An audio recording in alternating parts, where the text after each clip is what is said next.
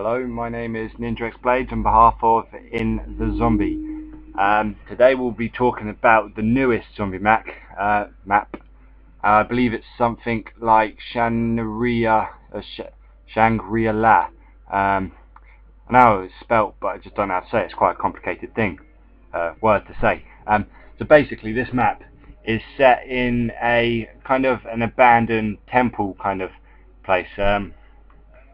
Supposedly Vietnam, maybe based on where the campaign is based on. But this zombie map has been taken to a completely new level.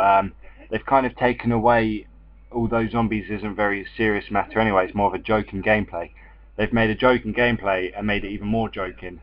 Um, they've completely went to a completely new level with this. I think it's brilliant. I've been on it twice now.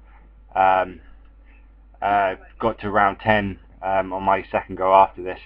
Um, but this one's better. This one shows you more things. Here I'll show you for like where the power is. I think it's the power. I'm not completely sure because nothing happened when I pressed it. But I don't know. I got killed before being able to try anything. This team that I'm with. Sorry if you're actually watching it. If anyone who's on this team, you weren't too brilliant. But yeah, so this game I'm going to be showing you around the map. It's just a basic kind of thing. It's not anything special yet. It's just rushed in a way. I've never been on it before, so this was completely new. Had no idea what I was doing. But I promise you, as I play it more, I'll get to better rounds. If I find a technique for this that's good, then I will show you. But what I saw when I played it today, I don't really think that there's a game plan to it. I think it's just you shoot, you stay in one place until you're about to be you're going to be swamped with zombies, and then you have an escape route planned, and you use that. There's a place by the MPL and Juggernaut. It's like like a decking area, and that seems to be the part. That's got the start thing of the cart. What's it? The cart. It takes you around the map. You've probably seen it in the trailer. It looks brilliant. I've never got a chance to use it, but I will. The second I know, I will show you all of the different parts, like the traps and everything. Okay, so now I'll talk to you about the booby traps. There's two booby traps each side of the doors on this first map. Where like these thorns, pointy sticks come up, and they're motion censored. There you go, we'll see it now. See, there we go. I didn't realise it at the time. The two massive, they're massive thorns in the way. That you have to do it one after another, and if not, or no, you try and do it all together and go through, so then you will get past. But I didn't know this at the time, so I ran through, got stabbed. But yeah, so now I know. And this part's really confusing. The like walls come down from different directions, and it limits the way you have to go. So you have to follow the walls. Kind of gives the map more creativity. So you have to try and it decides the way for you, like a proper temple. Like temples, they're normally booby trap, like pyramids, all that kind of ancient Egypt stuff. So you're having to try and find different routes and everything, like because you might set up a trap. I don't think there are any things that you press down and then the walls come up, from what I know. But it does give you a signal where the ground starts to shake, and that's when it's about to move. So make sure you're in a good place there, and then just keep your eye out. But when you go down into that part, you start to walk slowly, like you're stuck in mud or something, and so are the zombies, so you're not at a disadvantage there. So just keep your eyes out. Yeah, so, and throughout the map it's practically mainly underground. It's quite from the top. There's not much to do. It's quite limited, but most of the map is based underground in like caves and tunnels, where you would find the power. Is what I don't know if this is the power. If you know what the power is, please tell me, because I'm not sure whether it is. But you have to pull two levers down, which I'll show you in a bit.